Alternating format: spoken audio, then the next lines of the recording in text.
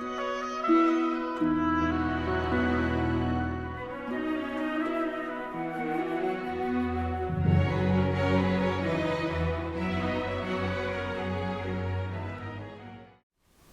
topic is Tugging the Ox. There are 10 stages of enlightenment depicted by the 10 ox herding pictures of Zen.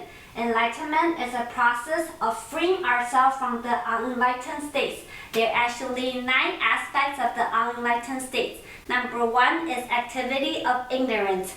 We were the suchness, but our mind started moving, become agitated. It started to become the alaya consciousness, the storehouse of our karma. So that's the activity of ignorance. Then we will create the perceiving subject, the thinking mind, and then we create the world of objects, the things that we think about, images in our mind. So everything outside of us are actually all created by our laya consciousness in the form of world of object. So these 3 are the subtle aspects of our deluded mind. Then we have 6 crude aspects.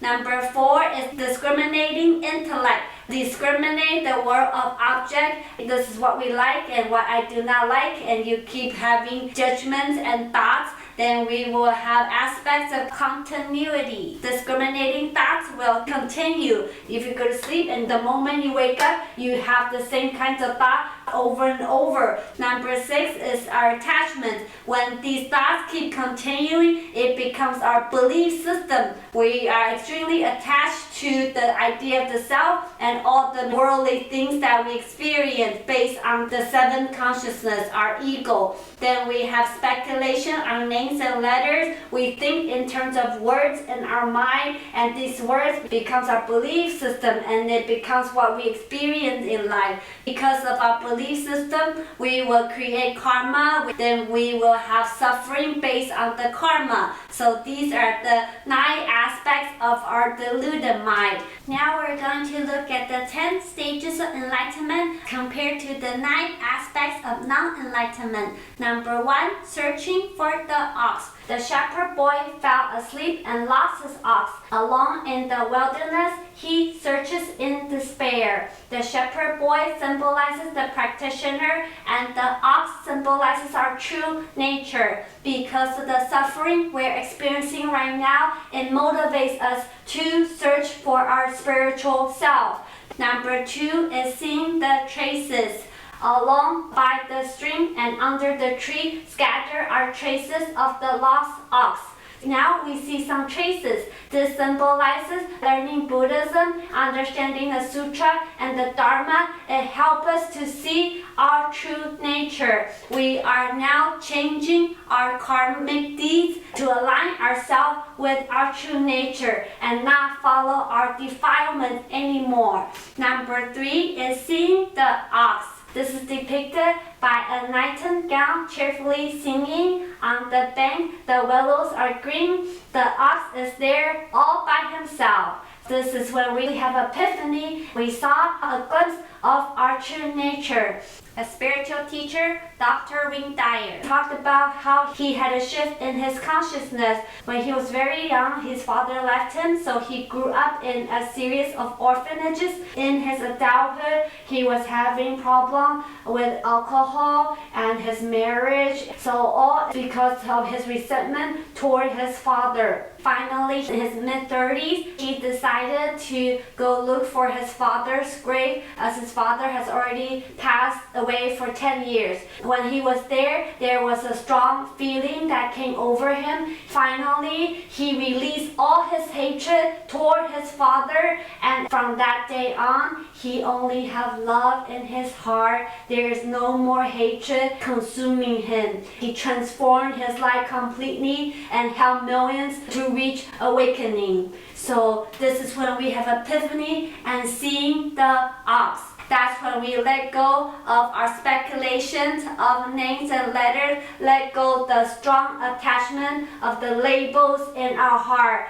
Number 4 is catching the ox.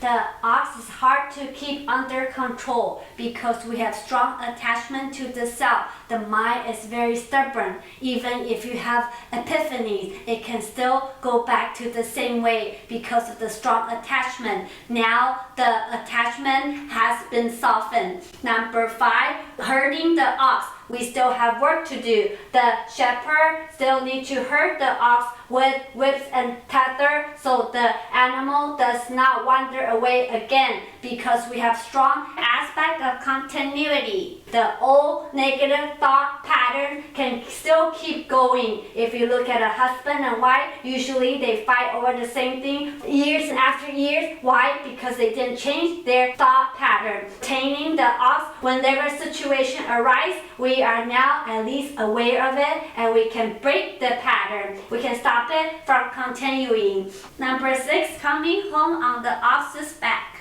Riding on the ox, he leisurely wends his way home. He is filled with joy indescribable. The struggle is over because the discriminating intellect has dissolved. So we are no longer discriminating and judging the world with our ego. Now we have found our true self and everything is under control. So we feel this incredible satisfaction in our heart. We are no longer dependent on outside situation to make us happy. We are always at home and at peace and this sense of contentment that we never felt before. We finally feel a sense of ultimate happiness. Number 7, to ox forgotten, leaving the man alone. Now we have arrived home. We don't need the ox anymore. The boy alone sits serenely at home because we have let go of the world of object. The world of object does not bother this person at all because he knows everything is a dream and an illusion. The world of object does not affect him in any way. He has found his true nature. Even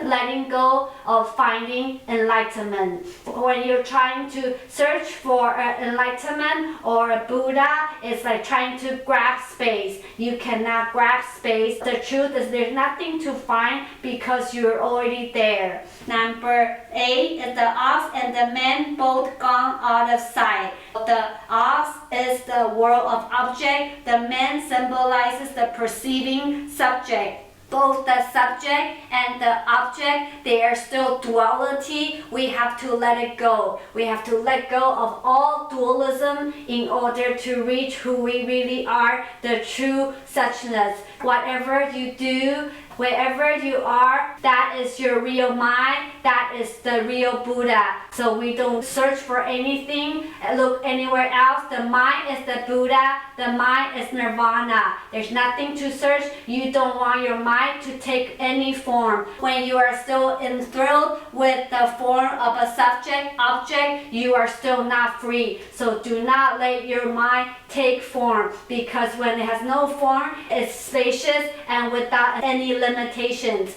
Number 9, return to the origin, back to the source. Now the activity of ignorance, the alaya consciousness, is completely turned into purity. Now it's the great perfect mirror wisdom. This mirror reflects clearly without any attachment to anything. Everything sees clearly, but there's no attachment to any form. That is when we are the Buddha. The mind is the Buddha. The Buddha is the mind. Number 10, entering the city with bliss bestowing hands. Now we are like a bodhisattva with a golden arm reaching out to all suffering beings. After enlightenment, there's nothing to do but go back to your everyday life. Be a bodhisattva to all the people that are not yet enlightened. You want to help everyone to be out of their suffering and reach enlightenment. Our arm is like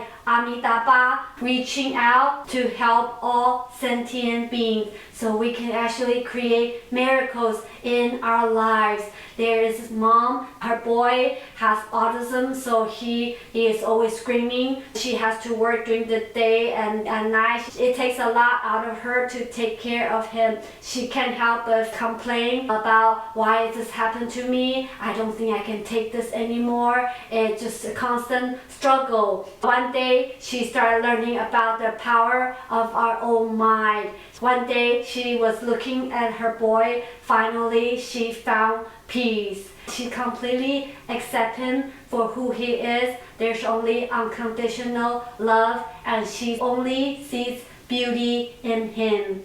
Because of the way she has changed her consciousness, the boy miraculously became calm and normal. So we can all make miracles in our life because our mind is the Buddha. All we have to do is to come back to who we really are. We're never finished with the journey of enlightenment, and we will never get it wrong. There's no definite answer to any of these. This is just a way to bring ourselves to awakening. Then you will be able to really understand what is nirvana, what is the ultimate world of happiness of the Western Pure Land. So that is the class for today. Thank you for listening. Amitabha.